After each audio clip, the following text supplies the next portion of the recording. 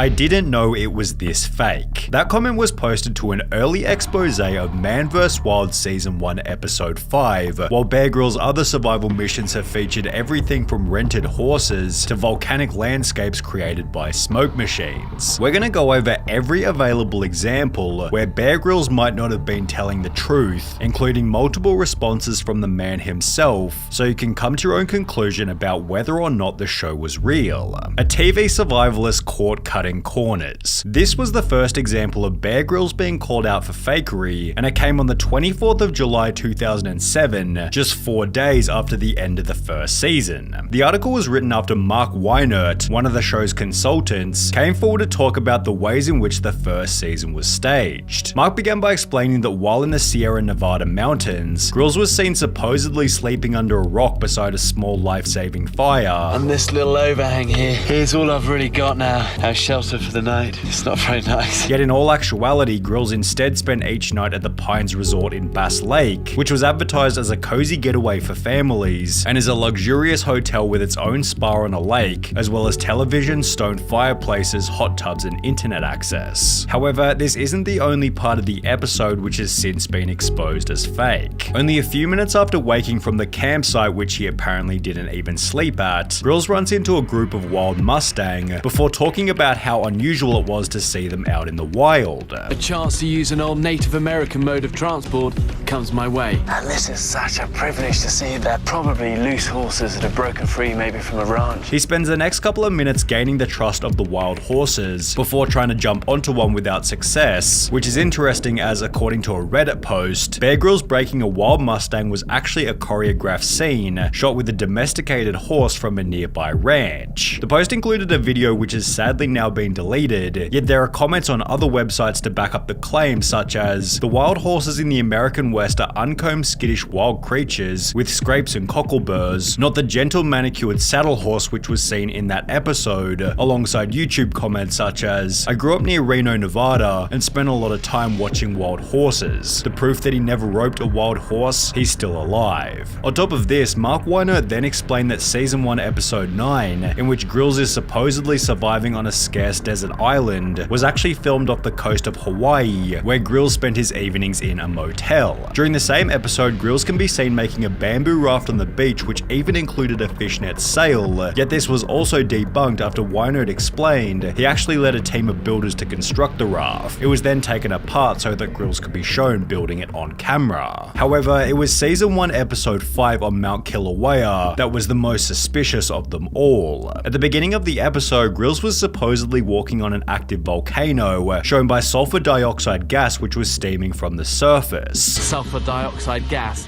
forms in volcanoes, and here it's really thick. Look at this, you can actually see the sulfur dioxide here seeping out of these vents. However, after the episode went live, one of the show's safety instructors explained to the Sunday Times that the white clouds of poisonous sulfur dioxide that billowed around the former SAS Explorer were in fact harmless vapor created by smoke machines. And according to insiders, the red glow of the molten magma, which he warned could incinerate him in seconds, was supplemented by burning hot coals brought in by members of the production team. Sulfur dioxide fumes are colorless and you can't see it, so smoke generators were used off screen to make the existing fumes seem visible. Later in the episode, Grylls talks about being far from civilization, before explaining that crossing the terrain was dangerous due to lava cracks in the ground. Crossing these fragile fissures can be dangerous, but there is a way to do it. Sometimes you get these lava bridges that cross them over, but you've got to be really careful crossing these, just because you don't know what's solid and what's hollow underneath. However, when a YouTuber called Volcano Chaser uploaded a video titled "Man vs. Wild, Bear Grylls is a phony," this segment was also debunked. The video showed that just behind the camera, the lava crack came to an end and could have simply been walked around, which became even worse after it was shown that Grylls was not far from civilization and was rather right next to a major highway. To add a cherry on top of the cake, the video description exposed other parts of the episode by stating, "Most of the scenes in the show don't exist in the area he was supposed to be in. Avocado trees, lava tube, tropical forest, fishes, and landing site are all in different parts of the island and separated by up to 50 miles. I've hiked this area hundreds of times. These fishes are unique to a small area on the summit and are a very popular tourist viewing area. They're only a few hundred feet long and easy to go around. Only the phony bear seems to have trouble crossing them. The fishes are located next to the parking area where cars can be seen on the crater rim drive shown on the clip, although there was still more trickery that wasn't being made obvious to the audience. Survival expert Nick Vrumans worked with Bear Grylls on season 1 episode 13 in the Australian outback, after which Nick stated that even the script itself was pre-planned. He'd expand on this by stating everything you see in the show is set up. I built him shelters and found him snakes to eat. On the show broadcast to Europe and the US, you see him catch a snake, kill it, and eat it. But it was actually 2 snakes. A roadkill that I found which he was shown beating on the head and eating, and then a live olive python that a wildlife carer had been rehabilitating, which was followed by Vrumans also exposing the segment where Grylls was almost attacked by a crocodile, stating the whole crew was petrified of the crocodiles. Bear didn't want to get anywhere near the water, so he filmed a setup of him like he was near a crocodile when he was actually a safe distance away. I was a bit miffed when I saw the finished show. As a result of the media ripping each episode to shreds, Bear Grylls was given a chance to respond to the controversy during a live talk show. And then we heard somebody complaining that they said, no, he's down the road at the Motel 6. He's not really out there surviving. The way we film these things is over 6 days, and when I'm filming the live night stuff out, I'm out whether it's in a camel carcass or up a tree.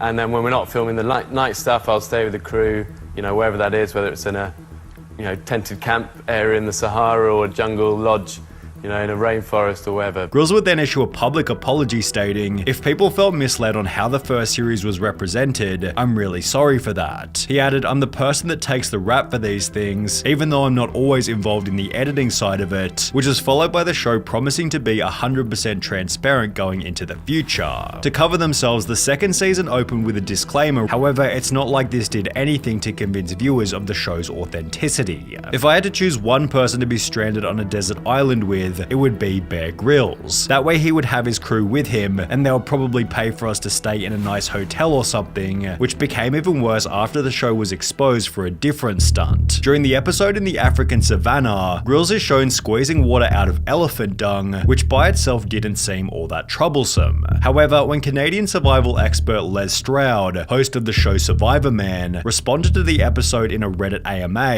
he debunked the strategy by stating, many of the actual survival skills taught are bogus. It's not possible to squeeze drinkable water out of elephant dung. Well, it is if your cameraman has soaked it with bottled water.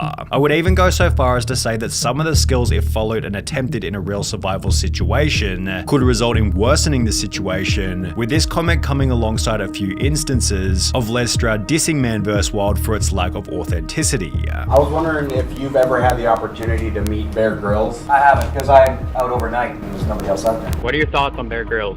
If you wanted to learn about archaeology, would you get it from Harrison Ford? A lot of fresh water around here. It's a good thing, too. Otherwise, I'd be reduced to probably having to drink my own pee. Yeah, right. There are YouTube videos as well as full-blown websites dedicated to the poor advice that Bear Grylls is given, with many stating that this constitutes fakery, while others have made the point that Grylls was simply showing survival techniques, and it therefore didn't matter if the shots were set up or not. It's a show to teach you how to survive certain scenarios. To have every survival stunt to be real every single episode would be both dangerous and illogical. He teaches survival techniques. It's obviously irrelevant if he's really facing those perils or not. The point is, it's entertaining and informative. He was teaching people how to survive if they were in that situation, as if he's not risking his life for a freaking TV show. Whether or not setting up the shots constitutes fakery is up for debate. However, a YouTuber by the name of Lo the Show seems convinced that even when set up, a different Bear Grylls stunt is completely impossible, eating a snake. Even with the guts and skin on, you can eat them straight like this.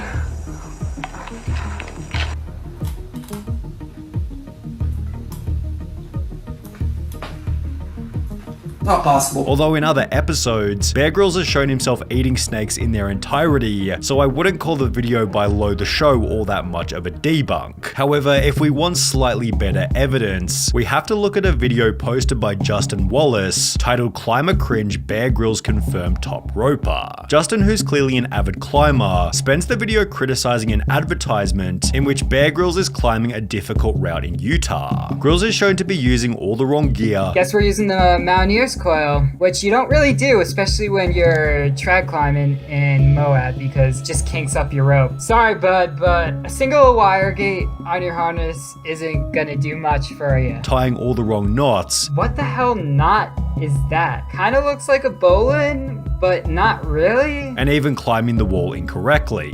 I don't even see his last piece. He's like 40 feet run out right there. You're gonna die, man. Oh, and there's so many good placements too. What is he doing? There's no way he is holding his body weight with that one hand in that crack right there. And his 2 feet are just sticking out on nothing. His crew is definitely pulling his fat ass up there on a 3-to-1. There's no way he's climbing that. The original rock climbing video has a dislike ratio of almost 75% and features comments such as, "Gotta give him credit for really committing to the BS. Interesting skills he has in climbing. This is just ridiculous. Wow, it could be impressive if it was not fake. As a climber, it's obvious that the heli dropped him at the top and he made some shots rappelling down. I used to like him, disappointing." You could make the argument that Grylls gets a pass given it was filmed for an advertisement, but does he get a pass for an article titled "Bear Grylls Show Accused of Fakery Again" after the island's ordinary men exposed as trained professionals? According to the article, the island by Bear Grylls introduced what was supposed to be 13 ordinary men are about to be abandoned on a Pacific island with just the clothes they stand up in and a few tools. But there was no mention that Rupert Smith had worked in war zones and extreme environments, including alongside Grylls as director of Channel 4's Escape to the Legion. Similarly, there was no introduction to cameraman Dan Etheridge, who also worked with Grylls on Discovery Channel's Man vs. Wild.